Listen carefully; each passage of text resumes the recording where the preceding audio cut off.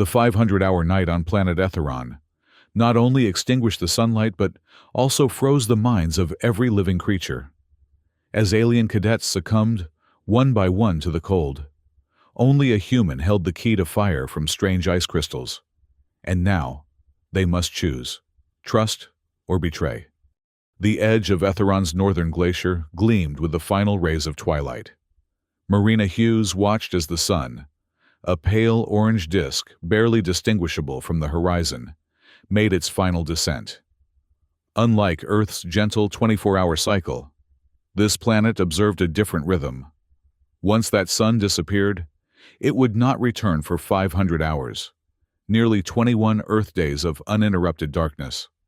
Marina tightened the thermal collar of her expedition suit and felt the air grow sharper with each breath. The temperature was already plummeting, though the real cold was still hours away. Around her, the other cadets from the Galactic Institute of Survival were hurriedly dismantling the landing station's temporary shelters, gathering supplies for the long trek to their designated survival zones. "You should be moving," Earthling called a tall figure with blue-tinged skin. The Antari cadet, nearly 7 feet tall with crystalline ridges along his exposed forearms, gestured toward the retreating group. "The Institute's sensors predict the temperature will drop to -80 within the hour." Marina nodded politely, but remained where she was, kneeling beside what appeared to be an ordinary ice patch. "I'll catch up, thank you," she replied, her geological hammer poised over the translucent surface. As a geologist specializing in extreme environments, she hadn't come to Etheron merely to survive the infamous trial. She was here to study. The Antari shrugged and moved away, his plasma-insulated boots leaving distinctive imprints in the thin layer of frost. Marina watched him go, then returned her attention to the ice beneath her gloved hands. There was something unusual about its crystalline structure, more geometric than typical ice formations, with peculiar refractive properties that scattered the fading light into prismatic patterns. Around her, the last preparation announcements echoed from the landing station's communication system. "All cadets, this is your final warning. Solar termination in 12 minutes. The 500-hour night begins. Proceed to your designated zones immediately. Remember your training. Etheron trial is now officially underway." Marina should have been afraid. By all logical measures, humans were the least equipped species to handle Etheron's brutal climate. While the Antari could crystallize their blood to prevent freezing, the Cryon, with their bioluminescent fur, could generate marginal heat, and the insectoid Phrynix possessed exoskeletons designed for temperature extremes. Humans had only their ingenuity and technology. But something about this particular ice formation had captured her scientific curiosity. She chipped carefully at the surface, collecting a small sample in a specimen vial.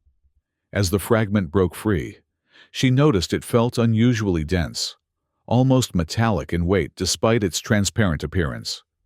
More intriguing still, as she held it between her fingers, a wisp of vapor rose from where it contacted her thermal glove. "Interesting," she murmured, sliding the sample into her pack alongside her measuring instruments and field notebook. She would analyze it properly once she reached shelter. The horizon had swallowed the sun completely now. Etheron's thin atmosphere lacked Earth's gradual twilight. Darkness fell swiftly and decisively. Marina activated her headlamp and stood, orienting herself toward the northeast valley, where her assigned shelter pod waited. She had barely taken 3 steps when a sudden, jarring alarm blared from her wrist communicator. "Attention all cadets, magnetic storm, front approaching, electromagnetic disruption, imminent. Seek immediate shelter and disable all non-essential electronics." Marina's heart sank as she glanced at her environmental suit's status display. A magnetic storm meant potential failure of all electronic heating systems, communication devices, and navigation equipment. The trial had just become exponentially more dangerous. She quickened her pace, following the retreating lights of the other cadets down the sloping glacier. The valley below was barely visible. A collection of prefabricated shelter pods distributed across the frozen terrain. Marina squinted, trying to identify which one was hers, when the first electromagnetic pulse washed over the landscape. It came without warning, a silent, invisible wave that swept across the glacier.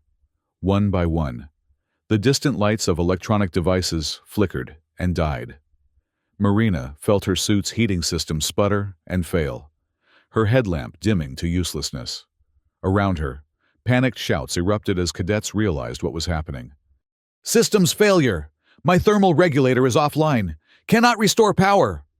Marina fought rising panic as her own suit's temperature began dropping precipitously. Without power, the advanced insulation was merely fabric, inadequate against Etheron's approaching cold. Her breath was already crystallizing before her eyes, tiny ice particles that sparkled in the beam of her rapidly failing headlamp. Then she remembered the ice sample in her pack. With trembling fingers, she retrieved the vial, uncapping it as she crouched low against the increasing wind.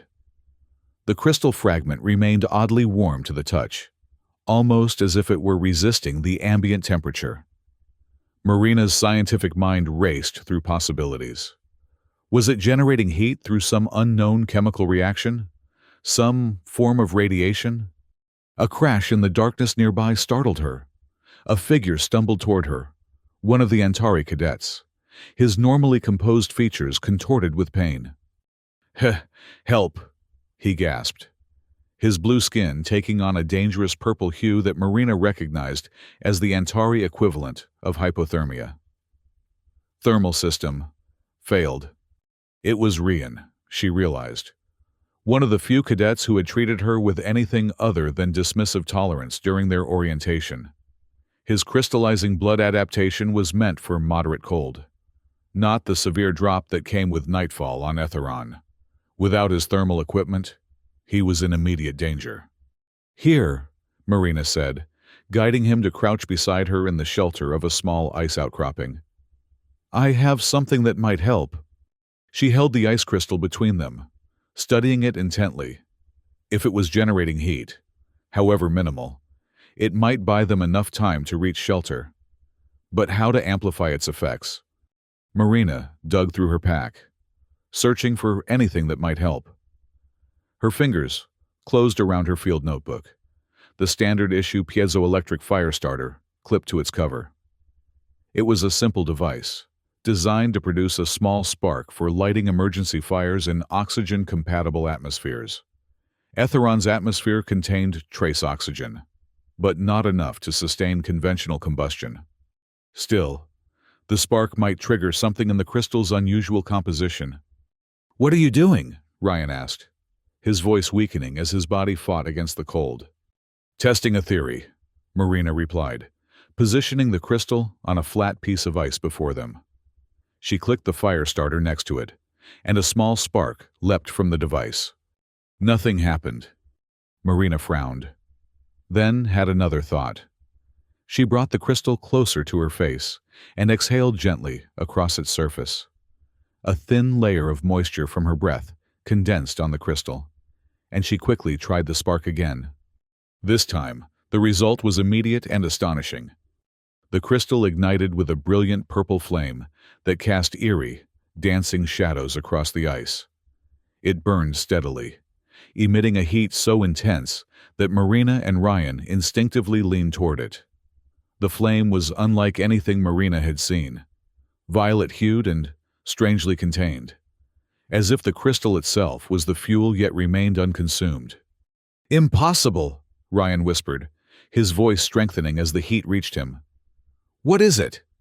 "I don't know," Marina admitted, her scientific mind already cataloging observations. "But it's burning without consuming oxygen from the atmosphere. It's almost as if it's using the moisture as a catalyst rather than as fuel." Ryan stretched his hands toward the flame. "Whatever it is, it's saving our lives." Marina nodded, but her thoughts were racing ahead.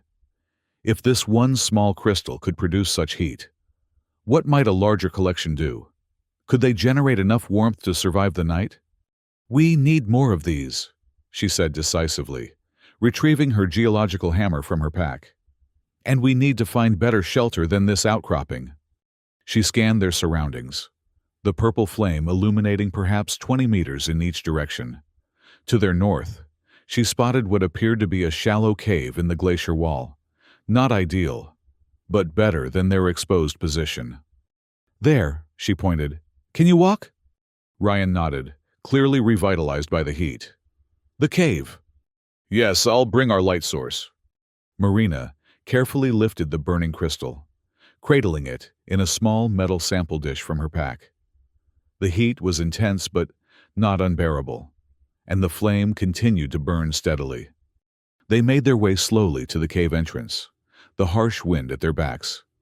The cavern was shallow, but deep enough to provide shelter from the elements. Most importantly, it was lined with the same unusual ice formation that had yielded Marina's sample. Help me gather more of these crystals, Marina instructed, setting down their makeshift lamp and retrieving her hammer. Careful, only take the clear, geometric formations, not the cloudy ice. Ryan, seemingly fully recovered, joined her in carefully chipping samples from the cave walls. Within minutes, they had accumulated a small pile of crystals, each roughly the size of Marina's thumb. Now what? Ryan asked. Marina arranged the crystals in a circular pattern on the cave floor, leaving small gaps between them. The flame seems to need moisture to ignite, but stays lit afterward. I'm going to try to light the whole arrangement at once. She exhaled across the assembled crystals, watching with satisfaction as a thin layer of moisture formed on their surfaces. Then, with a single spark from her fire starter, she touched the edge of the arrangement. The effect was spectacular. Purple flames erupted from each crystal, creating a blazing circle that immediately filled the small cave with glorious heat. Marina and Ryan moved back from the intensity, watching in awe as the flames stabilized into a steady burn. This changes everything, Ryan said softly, staring at the fire. With this heat source, we might actually survive the trial. Marina was about to respond when a sound from the cave entrance drew their attention. A figure stood silhouetted against the darkness outside, then another, and another. Word of their fire had spread. Please, called a voice Marina recognized as belonging to Tori, one of the Phoenix cadets. Our thermal systems have all failed. May we join you? Marina and Ryan exchanged glances. The fire was producing enough heat for more than just the two of them. But questions of resource management immediately arose. How long would these crystals burn? Were there enough in the cave to last the full 500 hours? Would sharing their discovery lead to chaos as cadets fought for control of the precious resource?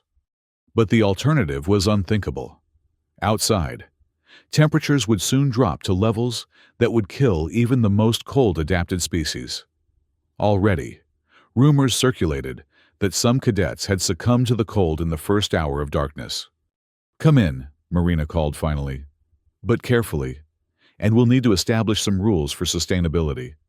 As the other cadets filed gratefully into the cave, first Tori, then a group of shivering Cryon, followed by two more Antari and a silent Tellurian with translucent skin, Marina realized her role had suddenly transformed.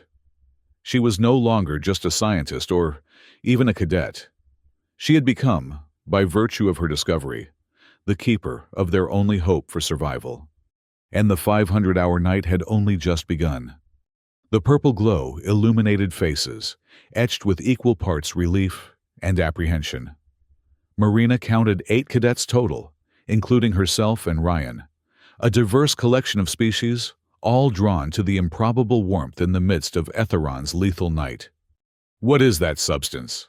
Asked a tall Cryon, with silvery fur that normally glowed with bioluminescence, but now appeared dim with cold stress. I've never seen such a flame. I don't know its composition yet, Marina answered honestly, organizing her thoughts as she surveyed their growing group. I found these crystals embedded in the glacier ice. They appear to ignite when moisture and a spark are introduced, producing heat without consuming oxygen. The Cryon, who introduced himself as Selen, peered skeptically at the flame. "And you believe this tiny fire will sustain us? For 500 hours?" Marina met his gaze steadily. "This is just the beginning. There are more crystals throughout this cave, possibly throughout the entire glacier. If we can mine them systematically, we might generate enough heat to survive." "Might," echoed a harsh voice from the back of the group. Another Antari had pushed forward, taller than Ryan, with facial ridges that marked him as a member of the northern clans. "You offer possibilities while our people are freezing to death outside." "Kellis," Ryan said warningly. "She's sharing what she has." "A human," Kellis sneered. "The weakest species in the trial, somehow controlling our only heat source. How convenient." Marina ignored the provocation, focusing instead on practical matters. "We need to organize. First, we should send search parties to locate any other cadets in our vicinity. Second, we need to establish a sustainable rotation for mining these crystals. Third, we need larger containment areas for the fire." Tori, the Phoenix with her many-legged exoskeleton and compound eyes, stepped forward. "I can help with the containment. My species specializes in structural engineering.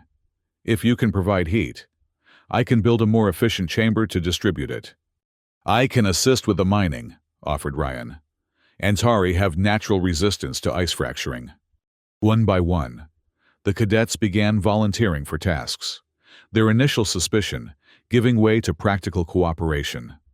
Only Kellis remained aloof, watching with narrowed eyes as Marina coordinated their efforts. "And what about you?" he finally asked. "What will the human contribute beyond her initial lucky discovery?" Marina met his challenge calmly. "I'll analyze these crystals to understand how they work, how long they burn, and how to maximize their efficiency. Knowledge is as important as action if we want to survive all 500 hours." Kellis seemed about to object when a quiet voice interrupted from the shadows of the cave. "She is correct." The words came from the Tellurian, a species known for their mathematical brilliance and photographic memories. The Tellurian, who introduced themselves simply as M, had glass-like eyes that reflected the purple flames. "Optimization of resources through analysis will increase survival probability by approximately 37.8%. Kellis fell silent, though his expression remained skeptical. With the immediate hierarchy somewhat established, they began implementing Marina's plan. Ryan led a small team to search for other cadets, while Tori began sketching designs for heat distribution chambers using the crystal fire. Marina, with M's assistance, started examining the crystals more systematically. "The crystalline structure suggests a silicon-based formation," Marina murmured, examining a sample under her field microscope, one of the few non-electronic devices still functioning after the magnetic storm. "But the energy output is unlike anything I've documented. It's almost as if the crystal is converting the hydrogen and oxygen from water into some form of plasma state." M observed silently, occasionally offering precise calculations regarding heat output and burn rates. Together, they determined that a single crystal the size of Marina's thumb could burn for approximately 20 hours before being consumed, which meant they would need at least 25 crystals per person to survive the full night. 200 crystals, minimum, Marina concluded, looking up at the ice-encrusted cave walls. "We need to expand our mining operation." Outside, the temperature had plummeted to nearly minus 100 degrees Celsius. The magnetic storm continued to disrupt all electronic equipment, rendering the advanced survival gear of the cadets useless. Only the crystal fire stood between them and a swift, icy death. Ryan returned with 3 more cadets, 2 Cryon and another Phoenix, all in various stages of hypothermia. The group now numbered 11, and their small cave was becoming crowded. "We need to find a larger shelter," Marina decided, studying Tori's designs for heat distribution, preferably deeper in the glacier, where these crystals seem more abundant. I detected a larger cavern system approximately 300 meters north, M offered, during initial terrain scanning, before equipment failure. Marina nodded. Then that's our next objective. But first, we need to ensure everyone here is stable. The newly arrived cadets were positioned closest to the fire, their vital signs gradually improving as the warmth penetrated their cold, stressed bodies. Marina organized the group into shifts, ensuring that everyone received adequate time near the heat source while maintaining their mining and analysis operations. As the hours passed, a rhythm developed. Tori constructed small, portable heating chambers using metal components salvaged from their now useless electronic equipment. Each chamber held 3 or 4 burning crystals, providing enough heat for 2 cadets at a time. Rian and the other physically stronger cadets continued mining operations, extracting crystals from the increasingly deep holes they'd created in the cave walls. Marina, meanwhile, had made a concerning discovery. The crystal concentration is decreasing, she explained to the group, during what would have been their 12th hour into the night. The deeper we dig, the fewer crystals we find. At this rate, we'll exhaust this cave's supply long before the night ends. Murmurs of alarm spread through the group. Then we must find the larger cavern system, Ryan concluded. Immediately. Agreed, Marina said. But we'll need to transport our current fire and supplies. The journey outside, even for 300 meters, will be extremely dangerous. Tori stepped forward. I've modified 6 heating chambers for mobility. If we distribute them correctly, we can create a moving heat corridor. The plan was risky, but necessary. They couldn't remain in their increasingly crystal-depleted cave, but venturing into Etheron's full night conditions could kill them within minutes without adequate protection. Marina organized them into a tight formation, with the portable heating chambers spaced throughout the group. Each chamber generated a bubble of survivable temperature, extending approximately 1 meter in all directions. By staying close together, they created an overlapping zone of protection. Move quickly but carefully, Marina instructed, as they prepared to leave the cave. If anyone's extremities begin to numb, call out immediately. Frostbite can set in within seconds in these conditions. They emerged into a world transformed by cold. The landscape that had been merely frozen during twilight was now alien and hostile. The ambient temperature registered at -160 degrees Celsius on Marina's analog thermometer, cold enough to freeze oxygen into a liquid if there had been sufficient quantities in Etheron's thin atmosphere. Their breath crystallized instantly upon leaving their mouths, creating tiny ice particles that fell like snow around them. The ground beneath their feet had hardened to something beyond ice, a state of matter so cold it felt metallic.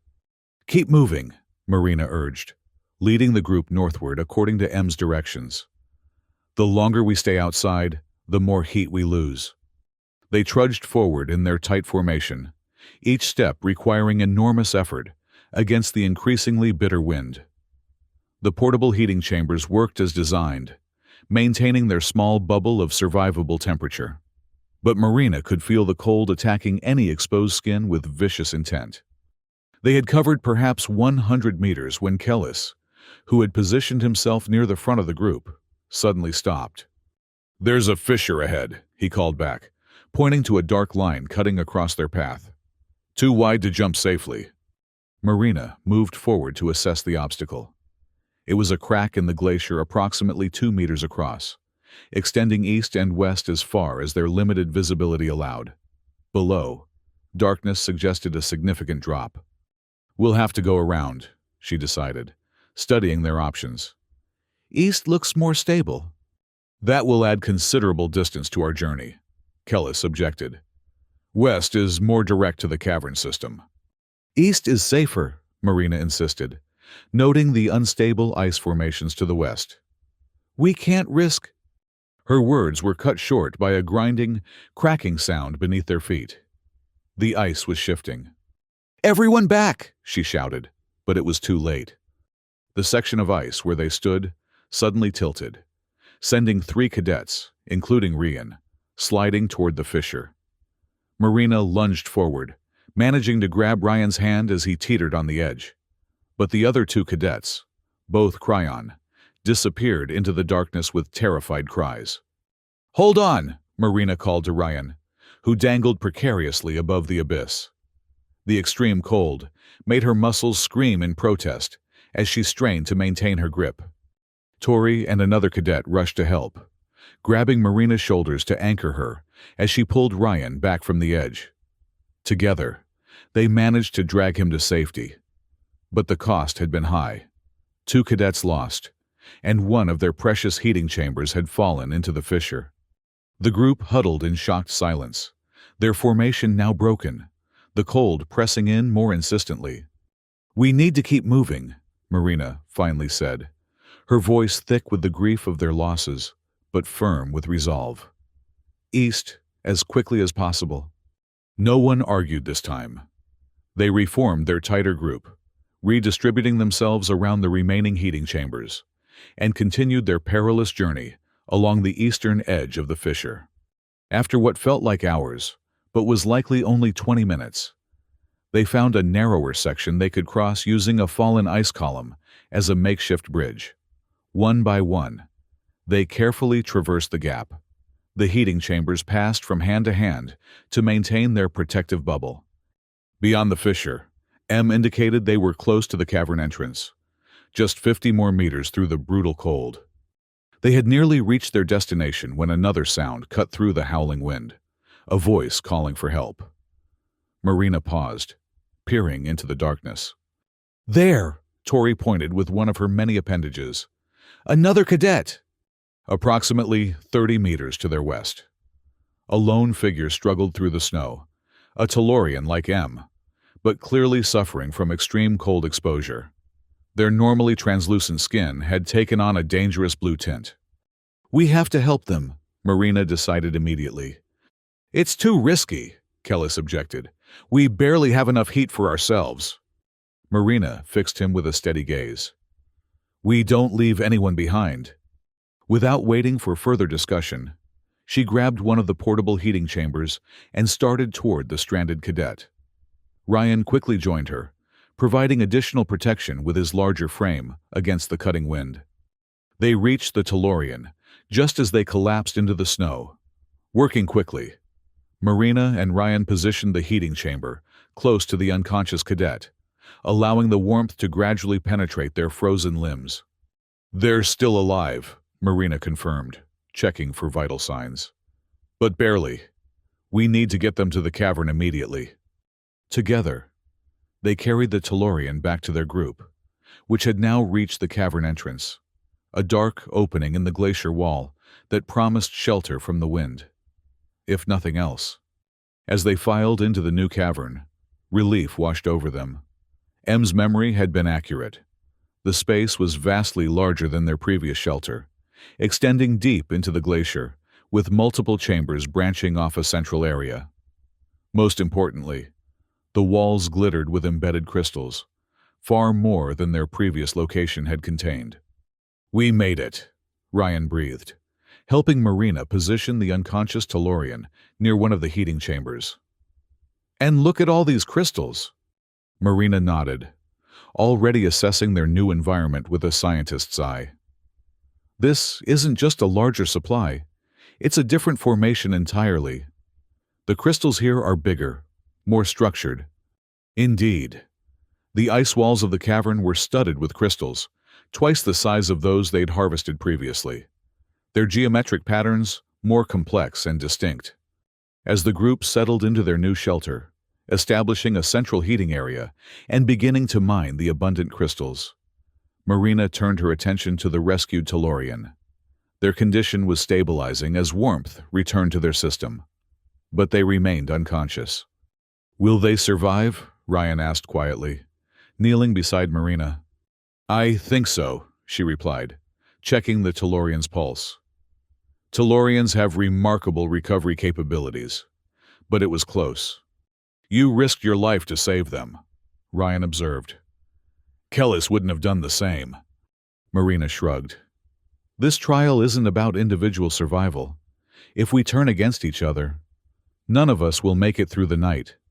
Ryan was silent for a moment, then said, Among my people, there's a saying, the coldest ice forms around the solitary stone. I think I understand it better now. Marina smiled slightly. On Earth, we say no man is an island. Different words, same wisdom. Their conversation was interrupted by a sudden exclamation from Tori, who had been examining the cavern's deeper recesses. Marina, you need to see this. Marina hurried to where Tori stood, staring at a section of the cavern wall that differed from the rest. Instead of scattered crystal formations, this area contained what appeared to be a solid sheet of the material, a transparent panel, approximately 2 meters high and 3 meters wide. It's a single mass, Marina whispered, running her gloved hand over the surface. I've never seen anything like it.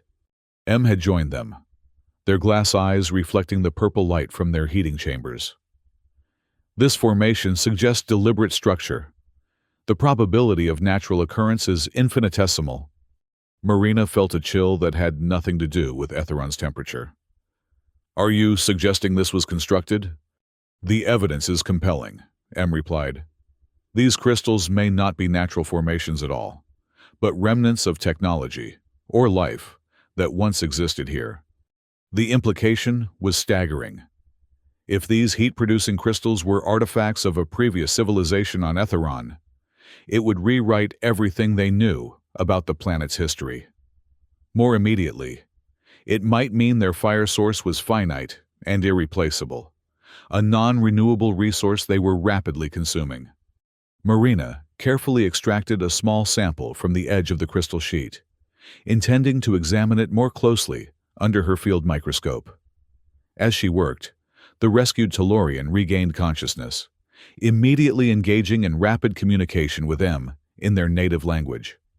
What are they saying? Marina asked Rian, who had some familiarity with Tellurian speech patterns. Something about patterns and recognition, Ryan translated hesitantly. I think they're discussing the crystal formations. The Tellurian, who introduced themselves as Lon, eventually switched to the common galactic language. These are not random, they explained, gesturing weakly toward the crystal sheet. They are information storage devices. The cavern fell silent as every cadet turned to listen. Information? Marina repeated. What kind of information? Lon struggled to sit up, their strength clearly returning. My species has encountered similar crystalline data structures before, though none with these particular energy-producing properties. The geometric patterns encode data, language, history, scientific knowledge. Can you decode it? Tori asked, her many eyes blinking rapidly in excitement. Perhaps, Lon replied, with time and proper tools. They looked meaningfully at Marina's field equipment. The implications were dizzying. They had stumbled upon not just a heat source, but potentially a vast library of an unknown civilization. One that might hold the key to surviving not just this night, but future explorations of Etheron. But there was a more immediate concern. If these crystals are artificial data storage, Marina said slowly, then burning them is destroying irreplaceable knowledge. A heavy silence fell over the group as they considered this dilemma. They needed the crystal fire to survive, yet each flame potentially erased unique information from an ancient civilization. Kellis, who had been uncharacteristically quiet, finally spoke. Knowledge means nothing if we're all dead. We burn what we need to survive. But we can be more selective, Marina countered. Lon and Em can identify which crystals might contain the most valuable data. We can harvest from areas that appear to be repetitive or damaged. And if there aren't enough expendable crystals, Kellis challenged, what then, human? Will you sacrifice yourself to preserve alien history? Marina met his gaze steadily. If necessary, yes. But I don't believe it will come to that. This cavern contains far more crystals than we need to survive the night. With proper management, we can both preserve knowledge and keep ourselves alive." The debate might have continued, but a low, rumbling sound interrupted them, a vibration that started subtle but quickly intensified, shaking loose ice from the cavern ceiling. "Earthquake?" Ryan asked, tensing. "No," Marina replied, her eyes widening as she realized what was happening. "The heat from our fires is destabilizing the glacier. The ice is shifting." As if to confirm her assessment, a crack appeared in the cavern wall nearest their central fire, quickly widening as the rumbling increased. "Everyone move away from the walls," Marina shouted, grabbing her pack and essential equipment. "Toward the center!" The cadets scrambled to comply, dragging their heating chambers and supplies toward the middle of the cavern. The rumbling intensified, and larger chunks of ice began falling from above. "We need to evacuate," Tori urged, her exoskeleton clicking anxiously. "The structural integrity is compromised." "Where would we go?" Kelly's demanded. "Back into the killing cold?" Marina's mind raced through options. They couldn't stay in a collapsing cavern, but venturing outside again would be equally deadly. They needed a third alternative. Her eyes fell on the crystal sheet they'd been examining. Unlike the surrounding ice, it showed no signs of cracking or stress. In fact, it seemed to be absorbing the vibrations, remaining perfectly stable amid the chaos. "There," she pointed. "Behind the crystal sheet, it's structurally sound." "How do we get through it?" Ryan asked, steadying himself as another tremor shook the cavern. Marina looked to Lon and "You said these are data storage devices.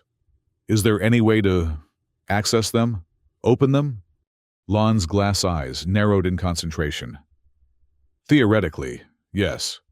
These systems often have access protocols, patterns of stimuli that trigger responses."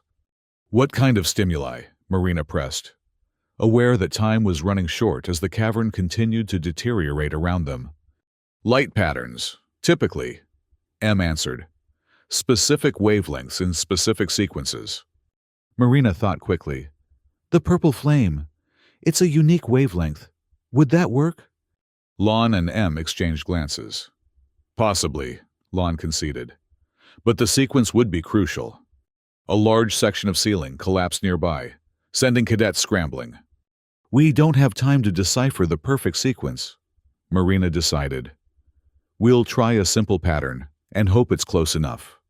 She grabbed one of the portable heating chambers and approached the crystal sheet. "I need help. Tori, Ryan, bring 2 more chambers." Together, they positioned 3 heating chambers in a triangular pattern before the crystal sheet. Marina then used her fire starter to ignite them simultaneously, creating 3 identical purple flames. "Now what?" Ryan asked, shielding his eyes from the intensity. "Now we wait," Marina said, though her confidence was belied by the continuing collapse of the cavern around them. For several tense seconds, nothing happened. Then, just as Kellis was about to voice his skepticism, the crystal sheet began to glow, not with the familiar purple of their fires, but with a soft blue luminescence that spread from the center outward. "It's responding," Lon whispered in awe. The glow intensified, and then, to everyone's astonishment, the crystal sheet simply vanished, revealing a passage beyond that had been concealed. "Go!" Marina urged, grabbing one of the heating chambers and leading the way through the opening. The other cadets quickly followed, carrying their remaining equipment and fires. They found themselves in a corridor unlike anything they had seen on Etheron. Smooth, polished walls that were neither ice nor stone, but some composite material that gleamed with internal light. Most remarkably, it was warm, not merely absent of extreme cold, but genuinely, comfortably warm. The last cadet had barely cleared the threshold when the crystal sheet rematerialized behind them, sealing off the collapsing cavern they had escaped.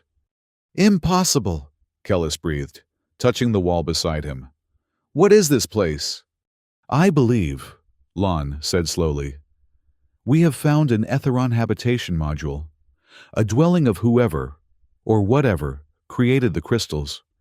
Marina extinguished their portable heating chambers, no longer necessary in the ambient warmth of the corridor.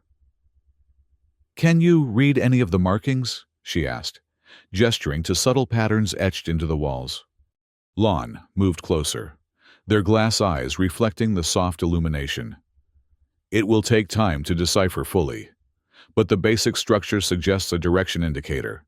This way leads deeper into the complex." The group followed the corridor, which sloped gently downward into the glacier. After approximately 50 meters, it opened into a vast chamber that elicited gasps of wonder from every cadet. The space was enormous, easily hundreds of meters across, and appeared to be a self-contained ecosystem. Bioluminescent vegetation grew in spiraling patterns across the floor and walls. Pools of liquid that was clearly not water glowed with the same blue luminescence as the corridor. And dominating the center was a structure that resembled nothing so much as a massive crystal tree, its branches extending toward the domed ceiling. "Life," Marina whispered, overcome with scientific awe. "Life on Etheron. Not just microbes, but complex organisms." "Not just life," M corrected, their analytical mind processing the scene. "Civilization, technology. This is a constructed environment." As they ventured further into the chamber, Marina noticed something even more remarkable. The temperature was not merely warm, it was regulated. Sensing instruments built into her survival suit, though damaged by the magnetic storm, still registered a constant 20 degrees Celsius throughout the space. They created a habitable zone, she realized, deep beneath the ice, protected from the surface conditions. "But who are they?" Ryan asked, voicing the question on everyone's mind. "And where are they now?" As if in answer, a portion of the crystal tree in the center of the chamber began to pulse with light. Patterns of illumination flowed through its structure, culminating in a projection that appeared in the air before them, a three-dimensional image of a being unlike any they had encountered. It was vaguely humanoid, but composed primarily of crystalline structures, similar to the fire crystals they had been harvesting. Its form shifted and flowed, never quite settling into a fixed shape, yet maintaining a consistent presence. "A recording," Lon suggested, studying the projection intently. "Or perhaps an interface." The crystalline being's form pulsed once more, and then a voice, or something like a voice, resonated not through the air, but seemingly directly in their minds. "Visitors," it said, the concept, rather than the word itself, transmitting into their consciousness. "You have awakened the Etheron archive." Marina stepped forward, drawn by scientific curiosity, overriding caution. "We are cadets from the Galactic Institute of Survival. We seek shelter from the 500-hour night." The being's form shifted, patterns of light rearranging in what might have been consideration. "The long dark," it acknowledged. "You burn the memory crystals for warmth." There was no accusation in the statement, but Marina felt a stab of guilt nonetheless. "We didn't know what they were," she admitted. "We were trying to survive." "Survival necessitates adaptation," the being responded, its form expanding slightly. "The crystals were created for this purpose, to preserve our knowledge and to provide energy during the long dark." "You're saying they were meant to be burned?" Ryan asked, confusion evident in his voice. "Not destroyed," the being clarified. "Activated. The energy release is a side effect of the data access protocol. Your method was crude but effective." Marina's scientific mind raced with implications. "The purple flame. It's a form of data transmission?" "Correct. The wavelength carries encoded information. When you burned the crystals, you were unknowingly releasing fragments of our history, science, and culture into the atmosphere." The revelation stunned the group into silence. They hadn't been destroying knowledge. They had been broadcasting it, albeit in a form they couldn't interpret. "Who are you?" Marina finally asked. "What happened to your civilization?" The crystalline being's form contracted slightly, patterns shifting to deeper blues. We were the Etherites, native to this world before the long freeze. When our sun began to fade and the long nights extended, we adapted, first physically, then technologically. Eventually, we transcended our original forms, merging with our technology to survive in these hidden enclaves. "You're still here?" Tori asked, her many eyes widening. "Living beneath the ice?" "In a manner of speaking," the being replied. "What you perceive is an interface, a bridge between your understanding and ours. The Etherites now exist primarily as energy patterns within the crystal matrices that span the planet's subglacial network. We have been dormant for millennia, awaiting contact." Marina struggled to comprehend the scale of this discovery. An entire civilization had evolved beyond physical form, preserving itself within the very ice that made the planet seemingly uninhabitable. "Why reveal yourselves to us?" Kellis asked, suspicion evident in his tone. "What do you want?" The crystalline being's patterns shifted again, forming what might have been the equivalent of a smile. "Curiosity, connection, the same drives that brought you to our world. We have been alone for a very long time." "So all this," Marina gestured around the chamber, "this environment, it's maintained for visitors, for contact with other species?" "It serves multiple purposes," the being explained. "It is a sanctuary for the few remaining physical specimens of Etheron's original ecosystem. It is a nexus point for our crystalline network. And yes, it is designed to accommodate biological visitors when they eventually arrived." The implications were overwhelming. The Etheron trial, designed to test survival skills in extreme conditions, had inadvertently led them to one of the most significant first contact scenarios in galactic history. "The 500-hour night," Marina said slowly, piecing together their situation. "It's still happening on the surface?" "Yes. This sanctuary is isolated from the surface cycle. Here, you may rest and learn until the long dark passes." Relief washed through the group, followed quickly by excitement. Not only would they survive the trial, but they had made a discovery that would transform galactic understanding of Etheron.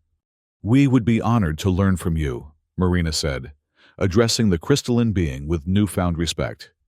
"And to share our knowledge in return." The being's form brightened. "Exchange is the foundation of growth. Your methods of activating our memory crystals were innovative, if unrefined. There is much we can teach each other." Over the following days, or what felt like days in the timeless environment of the Etherite sanctuary, the cadets immersed themselves in learning. The crystalline being, which they came to call the Archivist, shared insights into Etheron's history, the Etherite civilization's technological evolution, and the principles behind the memory crystals that had saved their lives. Marina, in particular, spent hours in communication with the Archivist, documenting everything in her field notebook. The scientific implications were staggering. A silicon-based life form that had evolved to transcend its physical limitations, creating a distributed consciousness within crystalline matrices. It was unlike anything encountered in known space. The Tellurians, Lon and M, focused on deciphering the mathematical principles behind the crystal data storage, occasionally exclaiming in their native language when making particularly significant breakthroughs. Tori and the other Phrenics studied the sanctuary's construction, marveling at environmental systems that had functioned flawlessly for thousands of years without maintenance. Even Kellis, initially skeptical, found himself drawn to the Etherite accounts of adaptation and survival, perhaps seeing parallels with his own species' evolution. Ryan divided his time between helping Marina with her research and exploring the sanctuary's furthest reaches, mapping its extent and discovering additional chambers with different functions. As their understanding grew, so did their concern about the implications of their discovery. The Galactic Institute would undoubtedly want to exploit this finding, potentially disrupting the delicate existence the Etherites had established.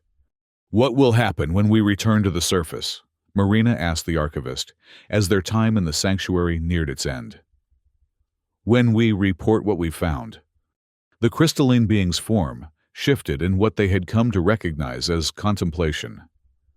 Change is inevitable. We have existed in isolation for millennia, but perhaps that time has passed. Your discovery of our memory crystals was not coincidence. It was an evolution of our own survival strategy. You wanted to be found, Marina realized. We wanted connection, the archivist corrected gently.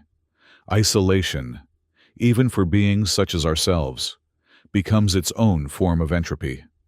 Your presence has reawakened aspects of our collective consciousness that had grown dormant. Marina considered this, feeling the weight of responsibility.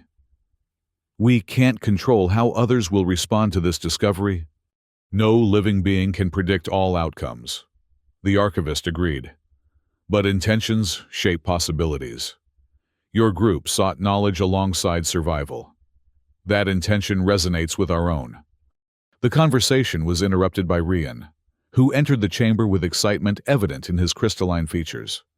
Marina, the archivist, the sensors are indicating the night is ending. Dawn approaches on the surface. The 500-hour night was coming to a close. Soon, they would need to return to the surface, to rejoin the Galactic Institute expedition and share their extraordinary findings. The archivist's form brightened. Before you depart, there is one final exchange to be made. A gift, if you will accept it. Of course, Marina responded, curious. The crystalline being gestured toward the central crystal tree, which began to pulse with new patterns of light. A small section detached itself, floating toward Marina and coming to rest in her outstretched hands. It was a crystal, unlike the memory crystals they had burned, more complex in structure, with an internal luminescence that shifted through a spectrum of colors. This is a communication node, the archivist explained. It will allow you to maintain contact with our network after you depart. Through it, we can continue to exchange knowledge and prepare for broader contact between our civilizations. Marina accepted the crystal with reverence, understanding its significance. Thank you. We'll use it responsibly. Of that, I have little doubt, the archivist replied. Your adaptation to crisis revealed much about your character, individually and collectively. The being's form expanded, addressing all the cadets now gathered in the chamber. The path to the surface has been prepared. You will find environmental suits that will protect you from the remaining cold as the dawn approaches. When you return to your people, remember that Etheron is not merely a testing ground for survival skills. It is a living archive of a civilization that chose to evolve rather than expire. The cadets prepared for their departure, donning the environmental suits provided by the Etherites, remarkable garments that seem to adapt to each species' unique physiology, providing perfect temperature regulation without bulky insulation. As they made their final preparations, Marina noticed Kelly standing apart from the group, his expression troubled. Something wrong? She asked, approaching him cautiously. Kellis met her gaze, his initial hostility replaced by something more complex. I misjudged you, he admitted. And this planet. I came to conquer a challenge, to prove superiority. Instead, I found humility. Marina nodded, understanding the journey he had made, both external and internal. The best discoveries often change us more than we change them. What will you do? He asked. When we return. This discovery could make your career, establish human prominence in interspecies research. Marina considered the crystal communication node in her hand. Share it, she said simply. Not as a human discovery, but as a collective one. The Etherites transcended their individual identities to survive as a whole. Perhaps there's wisdom in that approach for us as well. Kellis seemed about to respond when M interrupted, informing them it was time to depart. The group gathered one last time before the archivist, expressing their gratitude and promising to honor the trust placed in them. The crystalline being's form pulsed with what they had come to recognize as pleasure. The 500-hour night ends, but a new dawn begins for all our peoples. Go well, explorers. Led by the illuminated pathways that appeared before them, the cadets made their way through a series of chambers and corridors, gradually ascending toward the surface. As they climbed, they could feel the temperature dropping, though their new environmental suits easily compensated. Finally, they reached what appeared to be a dead end, a solid wall of ice that blocked their path.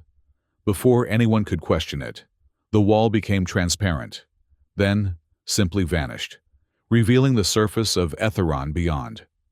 They stepped out onto the glacier, blinking in the gray pre-dawn light that had begun to illuminate the horizon. The 500-hour night was indeed ending, the first rays of the distant sun casting long shadows across the ice. In the distance, they could see movement, search parties from the Galactic Institute, no doubt looking for survivors of the trial, of the original 30 cadets who had begun the challenge. How many had survived, Marina wondered. How many had discovered what they had? As if reading her thoughts, Ryan spoke quietly beside her. We may be the only ones who found the Etherites. The magnetic storm drove us deeper into the glacier than the others would have ventured. Marina nodded, feeling the weight of the communication node in her pack. Then, we have a responsibility to represent them accurately, to ensure that first contact becomes sustained, respectful engagement. Tori, her many eyes reflecting the growing dawn light, gestured toward the search parties with one appendage. They're coming this way. They've spotted us. Indeed. The Institute's vehicles were now clearly heading in their direction, hovering above the ice on electromagnetic cushions that would have been disabled during the magnetic storm, but now functioned once more. What do we tell them? Lon asked, voicing the question on everyone's mind. Marina looked at each of her fellow survivors, Ryan, Tori, Em, Lon, Kellis, and the others.